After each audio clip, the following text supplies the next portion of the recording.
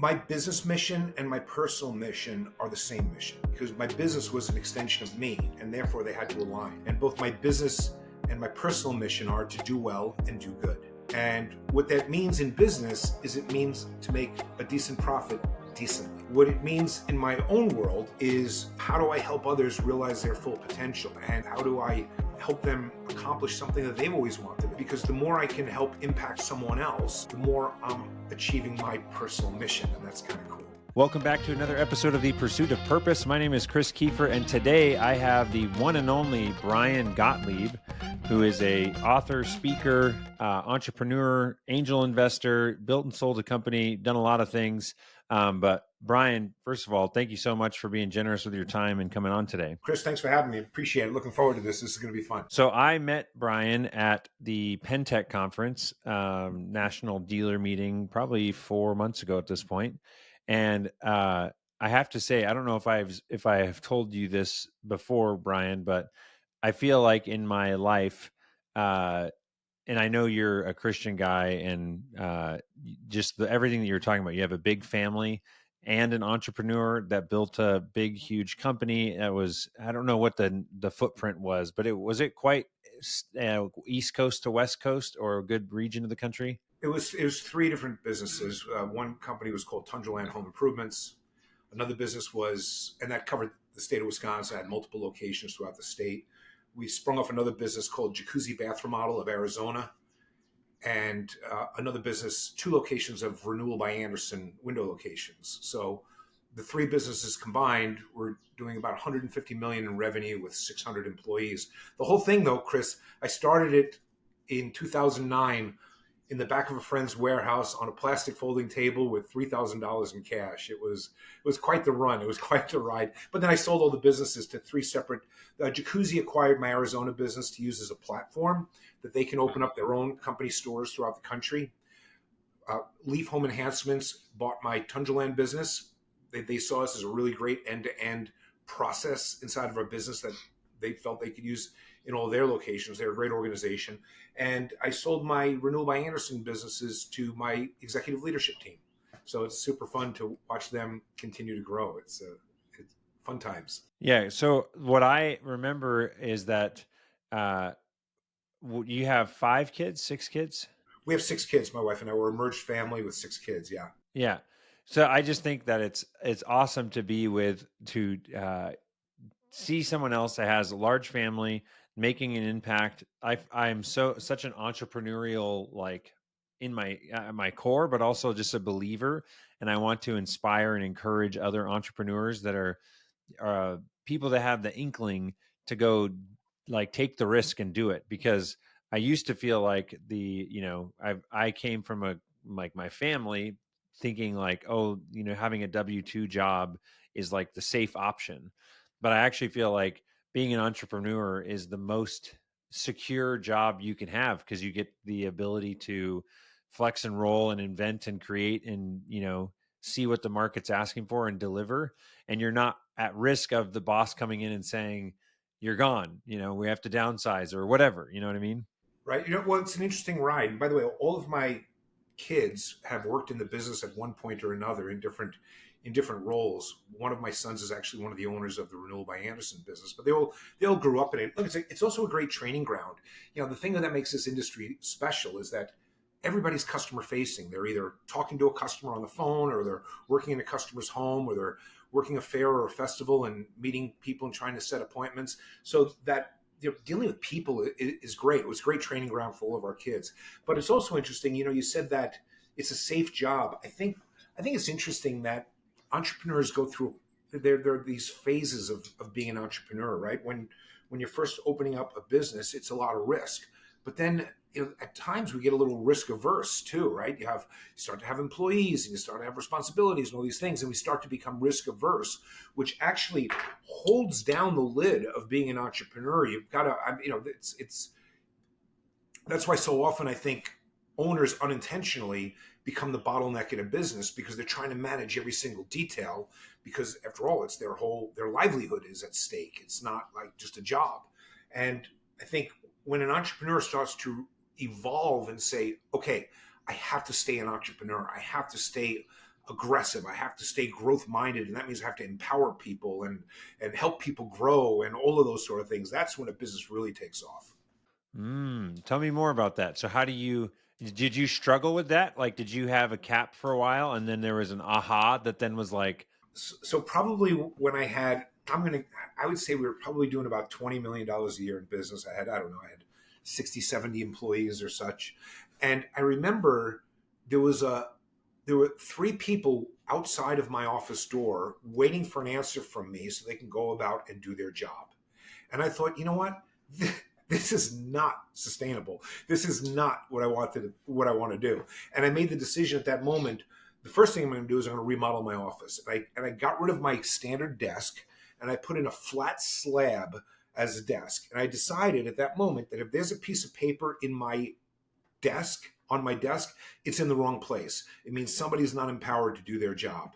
And that's what set me on a mission of empowering the individuals inside of the business so that they could grow. And that's when the business really, again, really took off. mm.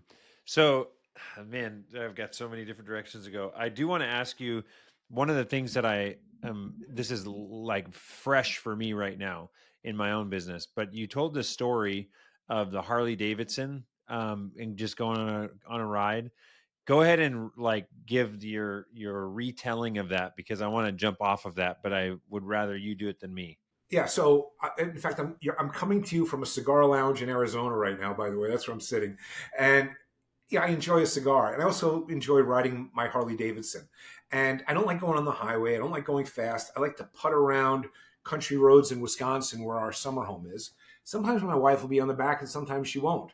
But if she is on the back, we'll get to an intersection, and I'll say left or right, and she'll say left, and we'll go left. Or if I'm by myself, I'll putt halfway up one road. If I don't like it, I'll turn around. I'll go back again. I might stop and smoke a cigar and then drive some more. And that's great when it's just me. But imagine for a minute if I have 20 other motorcycles trying to follow me, right? And okay, we're going up one road and now we're pulling over and now what? We're smoking a cigar and now we're not going down this road anymore. And that's kind of how business is with people, right? If I wouldn't expect other people on a motorcycle to willingly follow me ever again if the trip was without direction and without purpose. Business is very much the same way. People deserve to know, where's the business going? Why are we taking this road? And how do we get there? And what is their role in accomplishing that journey? And that's where, I love the name of your podcast, Pursuit of Purpose, because it is true in business, people need purpose. They need purpose, but then they also need direction. They also need to know, where are we going? What behaviors are important to get there? What are we focusing on? How do we win? And more importantly, how do we lose? So we know how not to behave.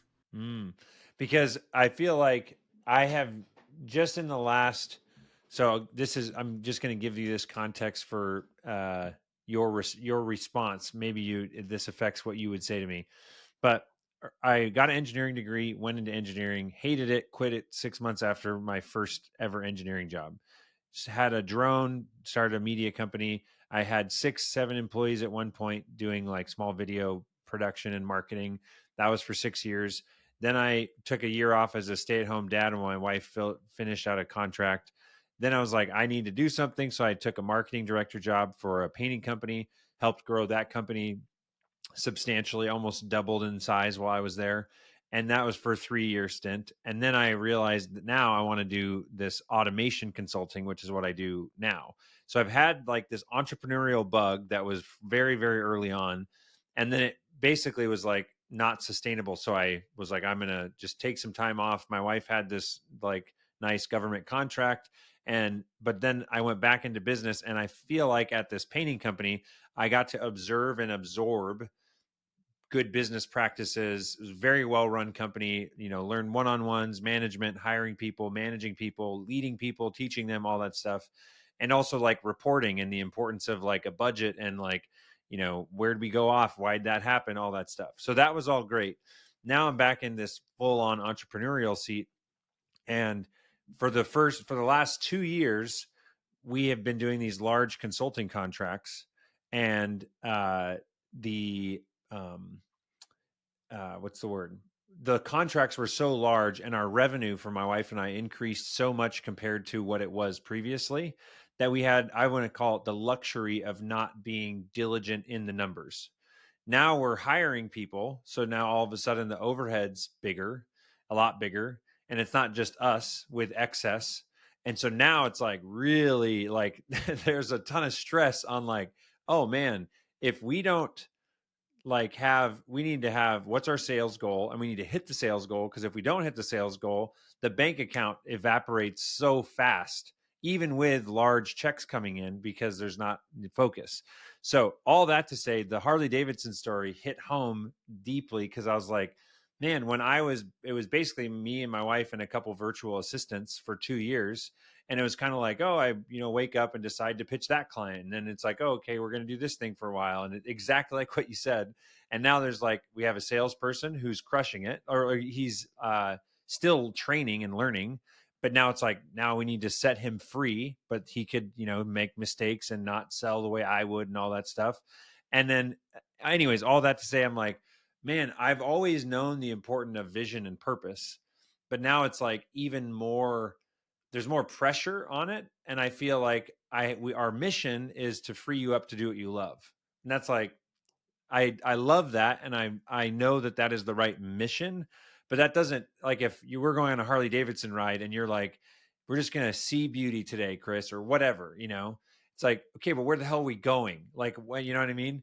So I don't know. I don't even know if I have a question other than like, how do you go from I'm going on my Harley by myself to like, let me take 20 people and all have a great experience on that ride? Yeah, so it's interesting that sometimes one thing fixes a lot of things in business, especially when it comes to what I would like to call alignment. When you think about where businesses get stuck, they get stuck when there's misalignment amongst the team, when there's misalignment between different departments and such, and all of these things, affect the journey. They all create friction in the journey, and how do we empower people? How do we give them purpose? But on the same hand, how do we grow a business? And look, I'm a big fan of. I think one of the most undervalued and most important functions of a business is the ability to forecast. When a business can forecast exceptionally well, they can do whatever they want because you can if you forecast a 10% marketing cost, you can grow a nice business. If you forecast a 15% marketing cost, you can grow a nice business as long as you hit that 10 or you hit that 15 or whatever. It's when you forecast a 10% marketing cost, but you hit a 15% marketing cost. Or when you forecast $300,000 in sales and you only sold $200,000. It's when you're inconsistent with your forecasting, it creates a lot of tension inside of a business. Forecasting should not live with just the owner themselves. Forecasting should live deep within the organization. Everybody knowing their numbers. It does me no good to tell the sales team how they did yesterday or last month or last year. They should report up to their numbers. They should actively be involved in the forecasting and report up to the numbers because when a business can forecast well, the entire organization is aligned. And Chris, like in your business, it's very satisfying and freeing. Otherwise, you just never know. Otherwise, business becomes more of a hope than a true path to execution. Okay, so I agree with that, and that's what I had to do when I was at this previous painting company. My question would be, what do you do when, as far as forecasting, when it's like a open frontier, blue ocean, like we don't know what's possible. So what's the iterations of like, because I'm assuming like in your businesses, you like there's like things are murky and you're figuring it out and you're struggling and you're growing, but once you like figure out the equation, that's what I would say, like the forecast equation. Then it's like, give me some rocket fuel and we're gone, right? So what's that? I feel like I'm in that place, and a lot of business owners that are in the growing from 0 to 20, right? I feel like the 0 to 20 is 10 times harder than 20 to 200, but I could be wrong. I don't know. Well, there are different challenges for sure, but you're right. It's the concept of bullets before cannonballs, like with marketing dollars. You just don't launch cannonballs at a new lead source because cannonballs are bigger and more expensive than bullets. So you fire bullets to make sure you can hit your target, and then once you're hitting your target and it's working for you, then you can launch cannonballs. I think business is about proving things to yourself, proving things in the business. It's, can we generate a certain lead at a certain cost? Can we convert that lead at a certain percentage? And can we sell that lead at a certain percentage? Can we install that job at a certain margin? Once we prove it over and over and over again, then it's just a matter of scaling it. In the beginning, even if you're approaching a blue ocean type of business, there has to be something inside of your business that you say, we got to be able to prove this. We have to prove this model somehow, so that otherwise, because if you're not proving the model, you don't know if you've achieved anything. Because we can always come up with a reason why we haven't achieved something. Well, we're trying something new, but that's a really tough ground for a business. So I think every business owner would what do you need to become excellent at? Prove that you can become excellent at that with consistency. There's an interesting question. A lot of people want to exceed customers' expectations, right? We want to exceed our customers' expectations. I don't want to exceed a customer's expectations because I can't measure that. I want to meet expectations with consistency. That's very measurable. I want my businesses to be very, very consistent. Doesn't mean they're not fast growing, they're fast growing, but we're very consistent. And that's about operational excellence. And I think when we focus on that, I think everybody understands their role, their purpose, and they can see the impact that they make because they know the difference that they're making. Mm. So, and you're saying instead of we want to exceed expectations, that's great, but it's from most customers are like, cool, you did better than I thought. But what is a harder and more rare is just like, you did what you said every time, right? And doing that is still, clients are stoked.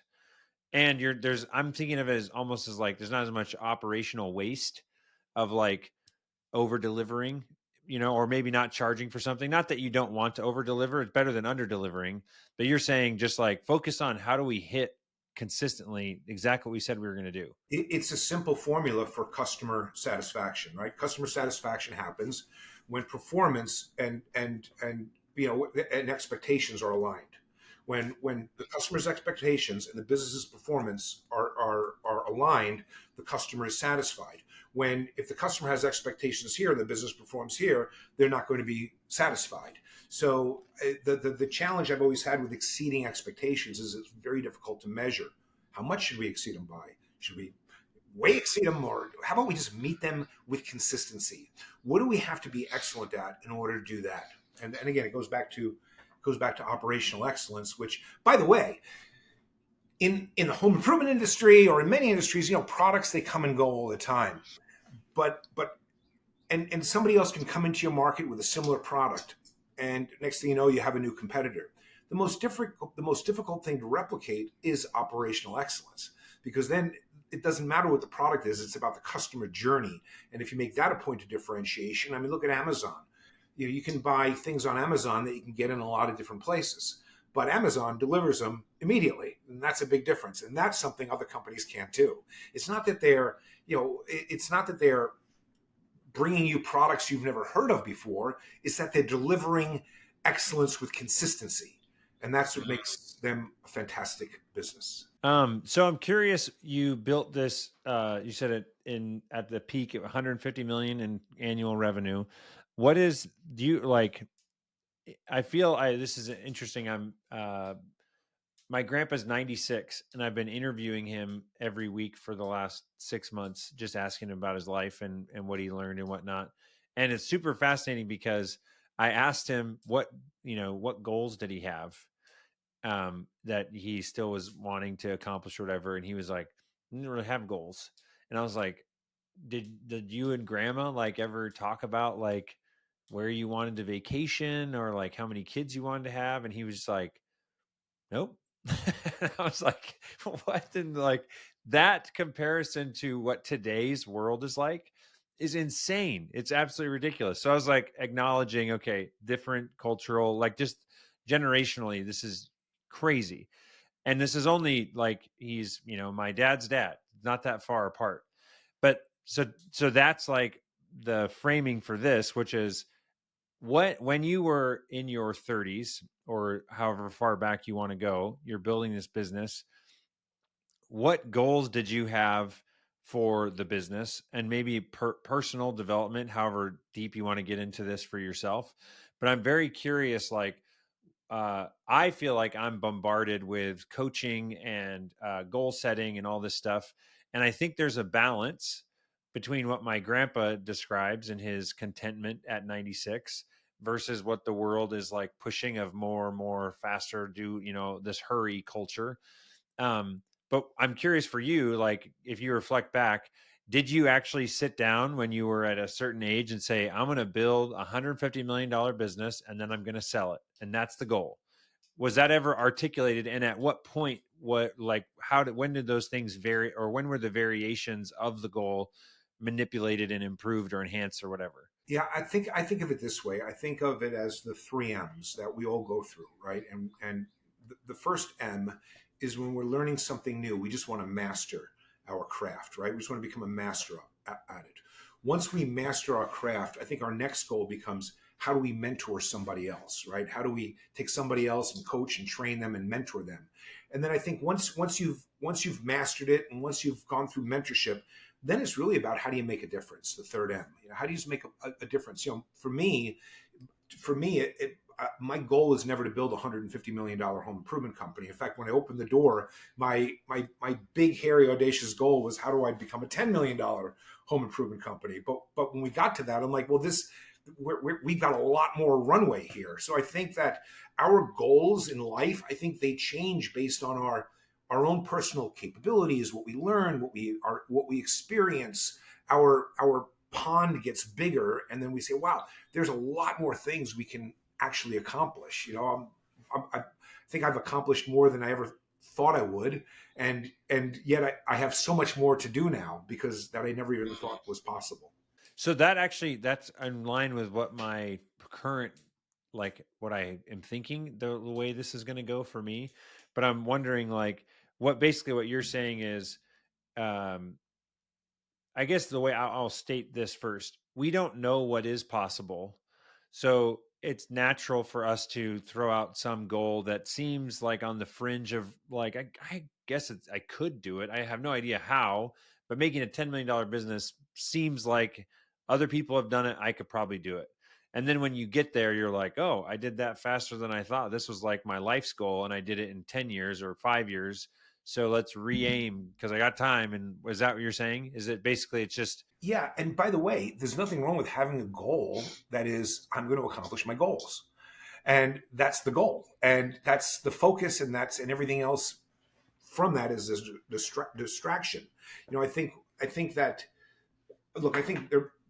Why aren't some goals hit? Maybe it's great to have some big lofty dream out there, right? But to get there, to really have something that's short, measurable, attainable, where you have a plan on how to get there, it's time and date certain, and you can accomplish it, and then you can celebrate it, and you can move on. And I think that's, look, I think when you do that with consistency, it's kind of like rowing a boat. You want to get from here to away the other side of the lake. Well, you know what? You just got to row, and you just got to keep rowing, and you just got to keep rowing. And over time, you get to where you want to get to. But it's when you stop rowing, or I'll give you another example. Imagine this big steel wheel, real rusty steel wheel sitting on this spindle right in front of us right now. It's really, really rusty. And we want to get this wheel to turn, right? So we start pushing on it, and it starts to creak. And then we push on it a little more, it starts to move. And then we push on it, it starts to move more. And we keep pushing on it and pushing on it and pushing on it. And sooner or later, it starts to spin really fast. And now what we're doing is we're hitting our hand on it to keep it going, right? Which spin was the most important? Which push? They all were. They were all important. They were all required. Where I think most get it wrong is they try to push this way and nothing happens. So they try to push this way and nothing happens. So they try to push that. And momentum is never built in any one direction. And I think it's about trying to build momentum. How do we build momentum for who we truly are and what we want to truly accomplish and what is our purpose in life? And stay on that course and stay on that path and build momentum towards it. And don't worry if one push doesn't make a difference. It's going to take a lot of pushes, and that's all okay. mm. So that was the business. What about personally? What was your, and what is, if you've developed this, what was / is your personal mission? And would you say that you have accomplished that, or what is the next steps in accomplishing that.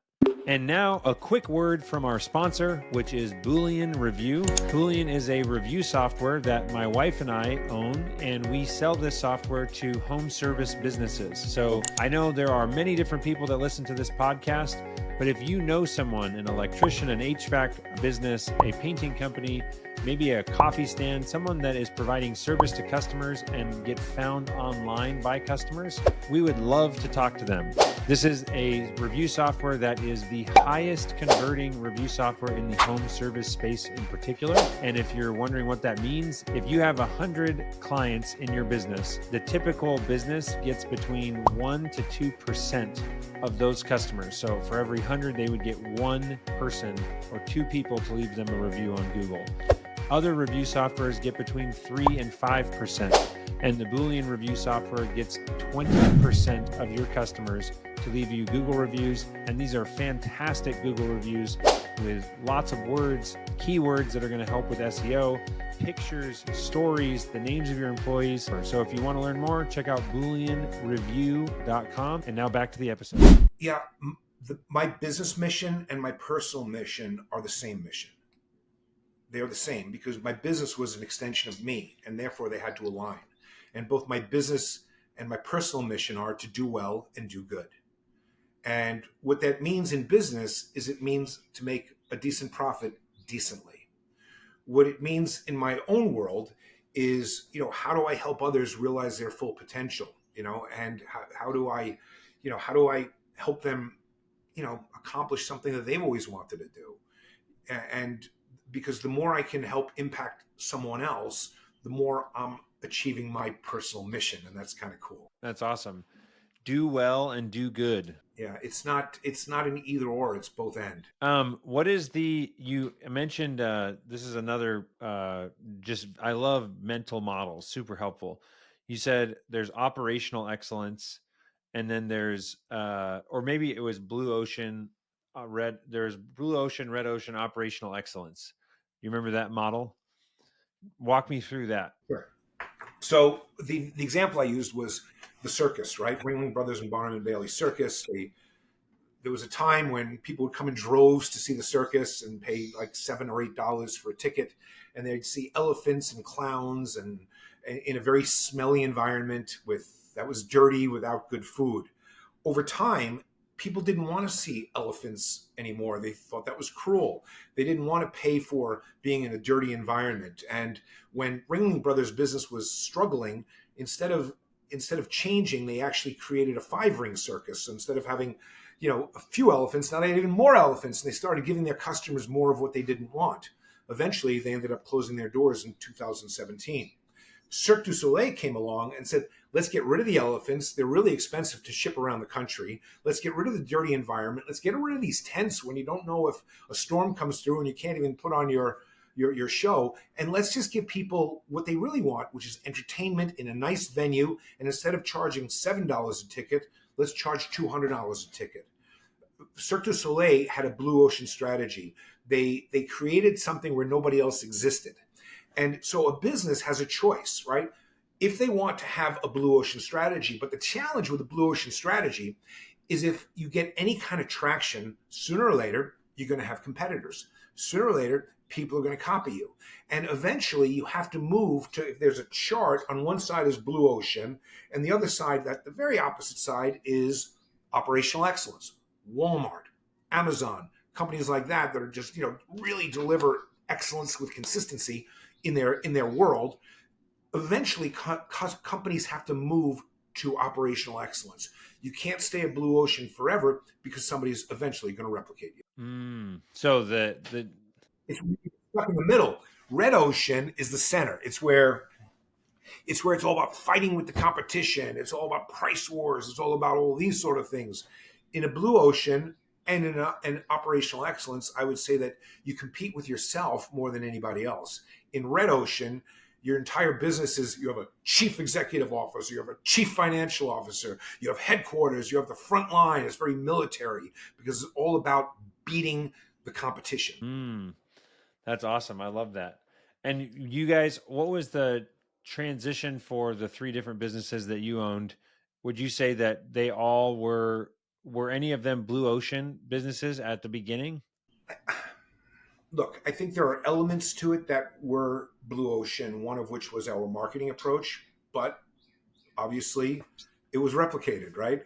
I think the concept of installing a shower for a customer in one day, where every job we did was done in a day, was something back in the day that was kind of unheard of. And now there are a lot of companies doing it. So one of the things we moved to as an example, because what we thought was a blue ocean, being able to put a shower in a day for a customer, when you start to have other companies that can do that too, your point of differentiation becomes, not so significant. So how do we install the shower next week for the homeowner? How do we give them an exact installation date the day they buy it? How do you constantly innovate your own business model, always looking through the lens of the customer and saying, how can we create a better customer journey? Is that blue ocean? It's really operational excellence. Is a one-day shower blue ocean? It's really operational excellence. And I think that, I think companies try to think that they're trying to find that blue ocean idea when in fact they might be better served, because the difficult thing about a blue ocean concept is that it's hard for people to understand why they want it, because it's never existed before. And it's a hard sell, where companies might be better off saying, I'm not going to try that. I'm going to focus on just making my point of differentiation the entire customer journey. Yeah, that's absolutely crazy to me. Are there other businesses that do that exact install date at the point of sale? I mean, now there are a couple of them, but not very many. A couple of friends of mine do it because we've copied each other, but the very well run businesses do. I'll tell you that. And you were able to do that? Correct. That's so crazy. Correct. When a sales rep sat at the kitchen table after the customer buys, they got an exact. Not only did they get an exact installation date, but they met their customer care agent that would guide them through the rest of their project. And on the phone or something. Well, and let me tell you how it was born. By the way, when we were originally starting to grow the business, the number one complaint we got was communication. And I started throwing call cadences at it, bodies at it, email cadences. Just how do we become better communicators? But the more customers we got, the more that objection, that complaint still lingered. And what we looked at is when you have, we were doing, call it 500 bath remodeling projects a month, right? And that's 500 new customers every single month coming into your business. Every customer had a different expectation on what good communication looked like. And what we realized is what did they really want is they wanted their installation date. So really the best way to eliminate the poor communicator objection was to not have to talk to the customer at all anymore. And by giving them an exact installation date, the day they buy, and we'll see you on the install. And it was a game changer for our business. How far of a time between buying and install on average? Pre-COVID, 40% of our projects we were able to install within 10 days of purchase. That's awesome. And then COVID made that harder? Yeah, supply chains kind of messed it up a little bit, but everybody got an exact install date. It's not that we wouldn't ever talk to the customer again. We'd let them know we're thinking of them, letting them know the date is great, and it was just a KPI that we tracked, and it became very difficult to compete with, So it's just a better customer journey. I'm thinking the other. I can't remember. This was part of some larger pillars, but the one that jumped out to me the most: belief is transferable. So this is from leadership perspective, right? That would you say that belief is, well, in your life, who would you say believed in you, and then you ended up, adopting or claiming that as your own before moving forward? Yeah, well, look, my wife is obviously my best cheerleader ever, for sure. But I think I've been fortunate where my mom believed in me too. But what's interesting is, as a leader or as a manager, if you're watching this, it's one of the principles actually in my book, that belief is transferable, both positive and negative belief, by the way. So we can actually believe somebody into existence. You have somebody that's stepping into a new role. Letting them know you believe in them is important, but also adding evidence-based reasoning is equally important. I believe in you because I see how hard you've been working. I know how well you take on new projects, and that's why I know you're going to do well at this as well. I think belief by itself can be a cheerleader, but belief because becomes evidence based, and then people understand.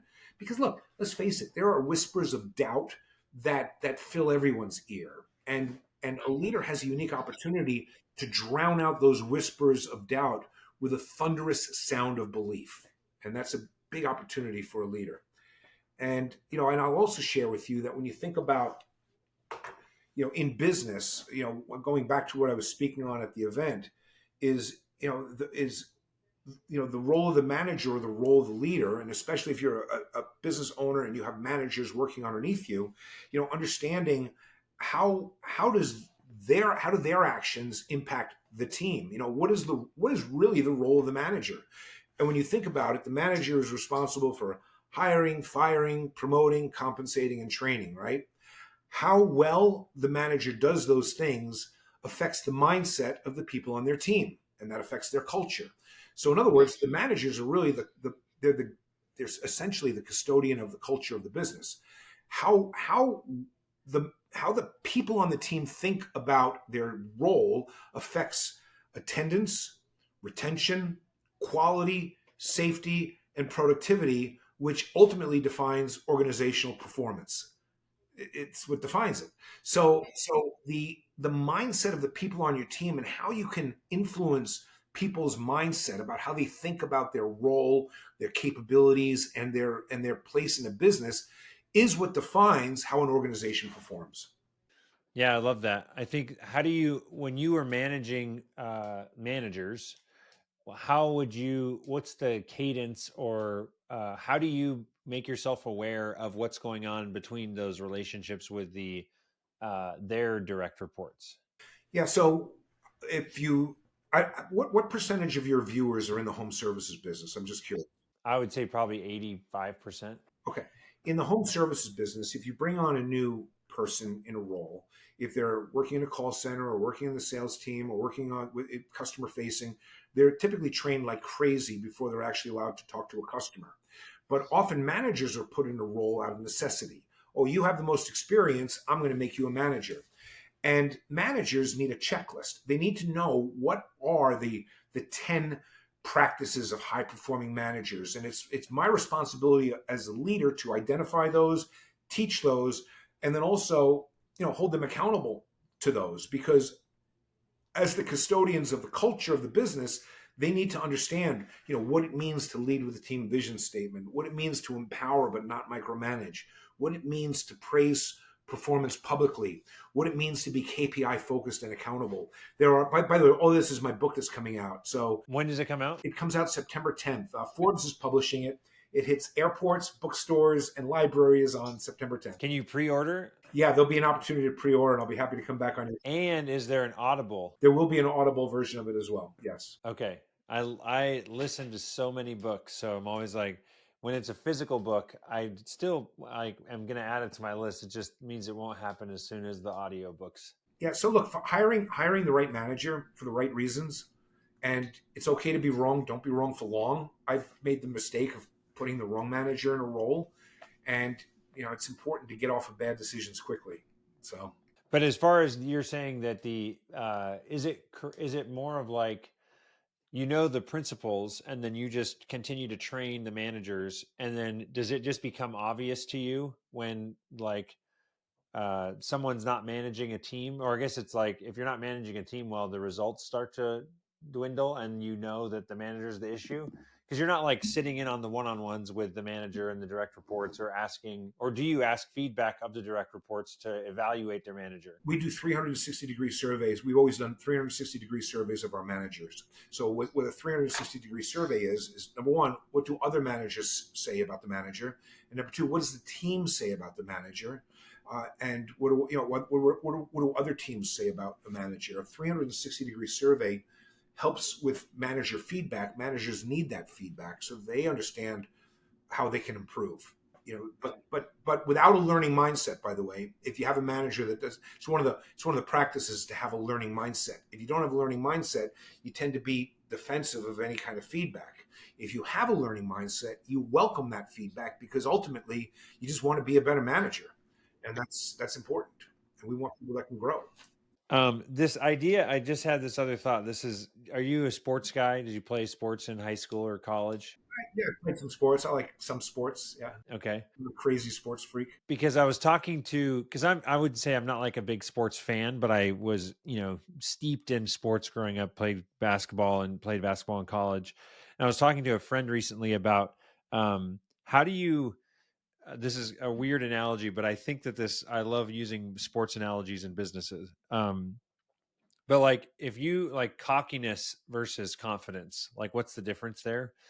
My dad always, I remember him talking to me about that. Like, you need to be a little bit cocky on the court and just like the way you carry yourself and whatnot. And it took me, I would say, throughout my entire playing days, I never had like the confidence of a champion, if that makes sense. Like my body language and the way I would carry myself, I was always insecure playing basketball. And I was talking to this guy who was a quarterback, and he said, how do you teach? Because what I was passionate about is how do I teach high school kids like how to short circuit or adopt confidence sooner than maybe I did at say 25, 28 or something like that, where now it's like as you get older at a certain point you're just like, you know what, I don't care what you think, right? But as a kid you care a lot about what everybody thinks and everyone's insecure. But the reason I think this is interesting is because I would say I don't remember exactly how you phrased it, but I've never made a model of this, but basically you need somebody else to believe in you before you even know that you can. And then that like raises you up a level in like this confidence ladder. And then at some point, and what you just said, if you're a manager, you need to tell them why, tell them that you believe in them, but then tell them why. And that I would say is another thing. But then I feel like there's this other piece of, and it's like it just keeps stacking, where I start to see for myself the results in the world. And now I'm like, oh, this person wasn't just saying it. Like now I can see that I'm good because of blank. And then there's like another tier above that, which I think few only get to, and maybe there's a couple other steps in the ladder of like, I'm going to use the Michael Jordan, LeBron James, Kobe Bryant's of the world, that it's like, this is the funny thought experiment. If you went into a high school gym and you saw someone, a player, walk in the gym the same way that LeBron walks into a gym, and he starts warming up, and you see him shoot his first couple shots and he's missing, your immediate thought would be like, man, he must be having an off day. Like it just clearly he's good. Like the subconscious like way of being of that person is like, I think a prerequisite to being really great, but you also can't be horrible and have that, because then you're just delusional, right? Does that make sense? Yeah. So during my days at Tundraland, we were a partner of the Green Bay Packers. So I had a chance to interact with a lot of professional athletes and such, on the side and out to dinner and such. And I think the one thing I would say that if you were to pull them aside, the best are actually rather humble. I think there's a humility to them, and and I think that comes from practice and repetition. And I think early on, maybe sometimes we feel a little cocky. Sometimes we think we're good at something when we're really not, and therefore we're a little cocky and we can get knocked over pretty quickly. But I think over time, I think we, with practice and other people believing in us and some wins and repetition, we start to become quite confident. And I think when I think about whether it's a sales rep or anything like that, practice, repetition, and small wins creates confidence. And I want confident reps. I don't necessarily want cocky reps. I want confident ones, personally. Yeah. So how do you get someone confident sooner? Because I would agree with you. You want, you can't, would you say you can be very, very confident and humble at the same time? You can be, of course. You can certainly be very confident and very humble. How do you get people there? Look, I think again, I think it's about it. It's about helping them craft a plan that's attainable, right? As the leader of the business, helping them craft a plan that's attainable, and then creating small wins along the journey so they can see their progress, and also in some ways normalizing it too. I'll give you an example. Let's say I'm let's say I don't know, I'm a, I'm dealing with a divorced couple, okay, that they're going through a divorce, right? And I'm an arbitrator for that couple. I might want to say to them ahead of time, look, we're going to this is going to take a week of sitting down and talking. There are going to be times you're going to be really upset with each other. You're going to be freaking out. Don't worry, that's all very normal. Because if you don't say that, when it does start, people do start to get aggravated and upset. They might think, oh my gosh, this is never going to work. We need to go to court.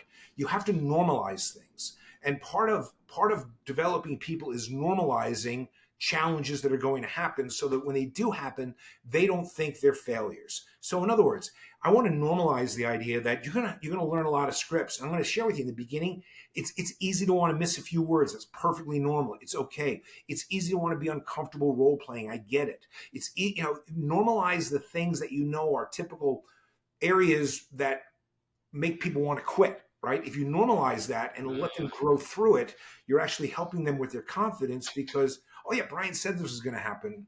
I expected it. I'm still all in. I love that. That I just always there's so many things. This is why I love this podcast. It's just like the number of connections and random time, what's the word?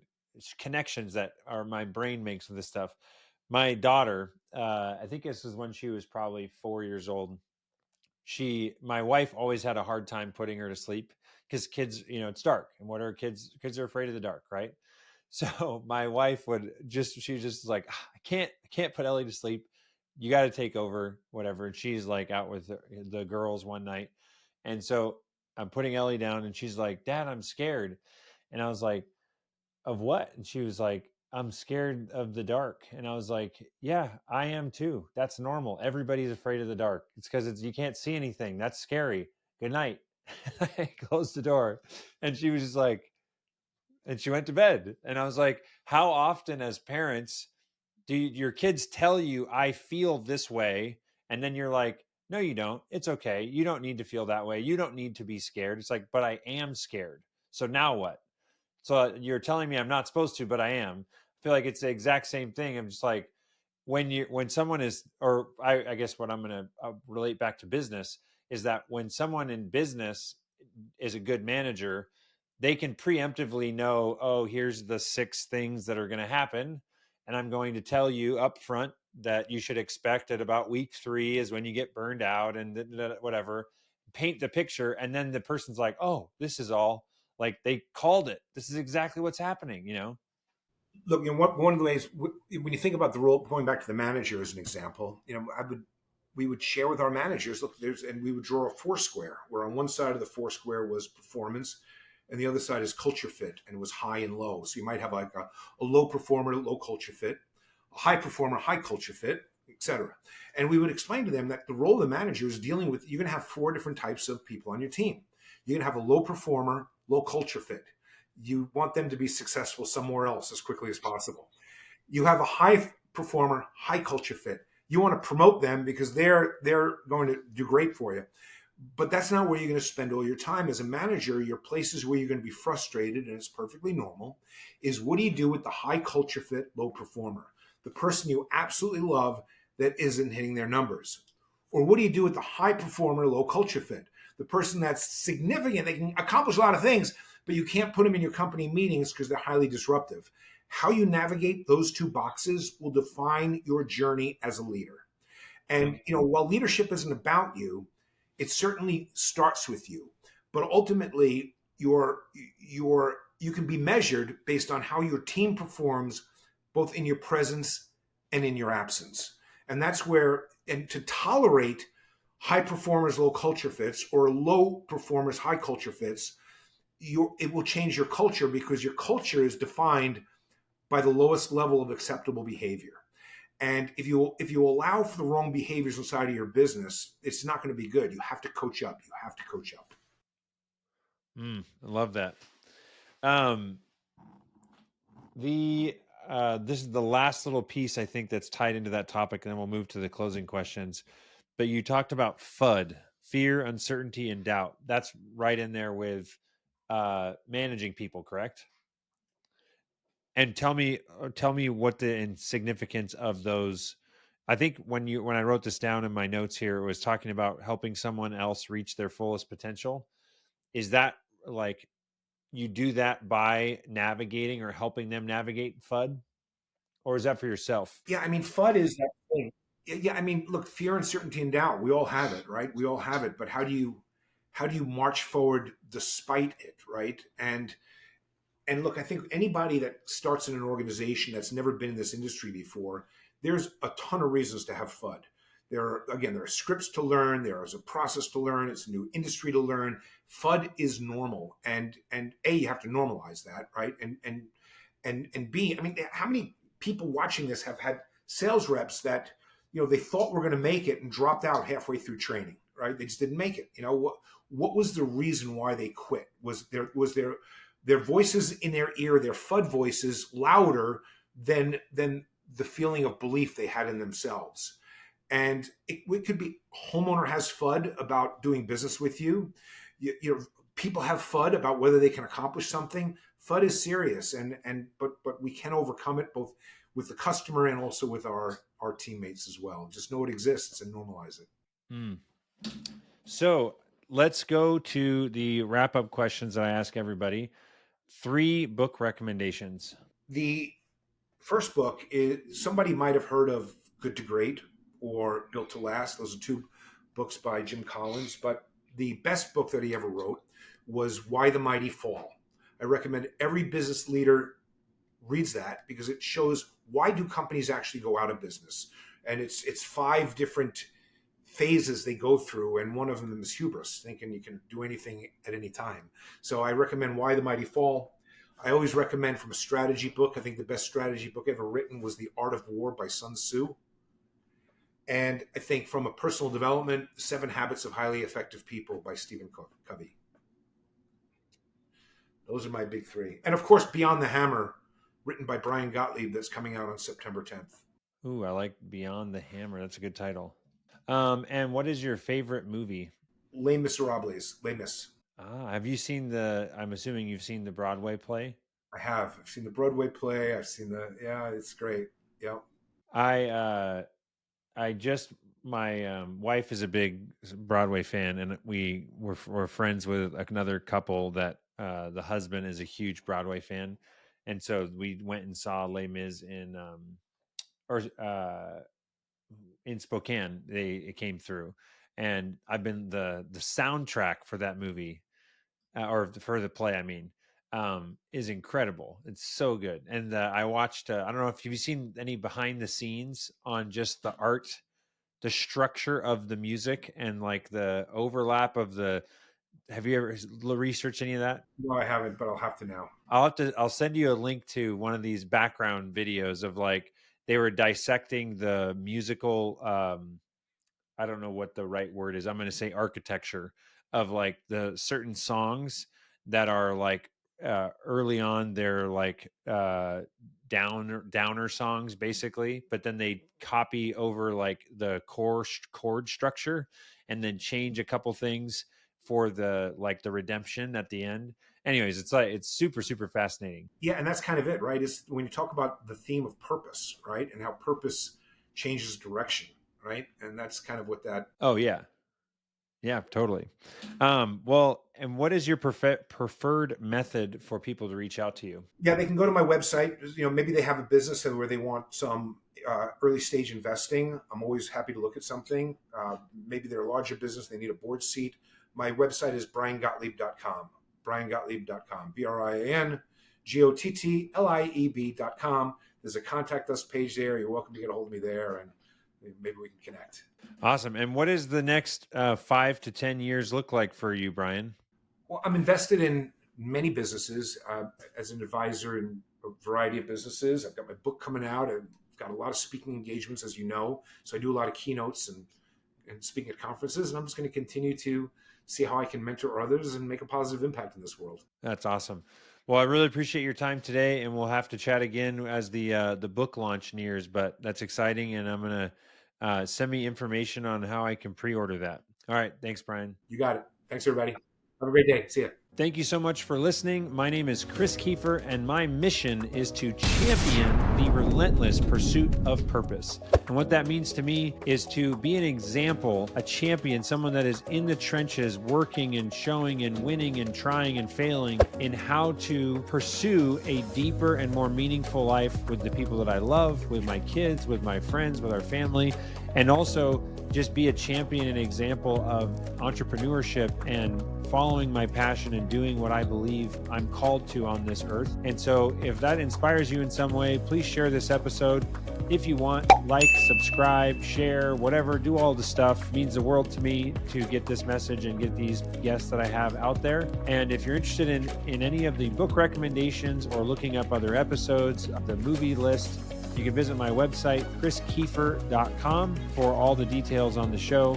And also check out the Boolean review software, as well as the Boolean automation consulting company that I own for home service businesses. So thank you so much, and we'll see you on the next episode.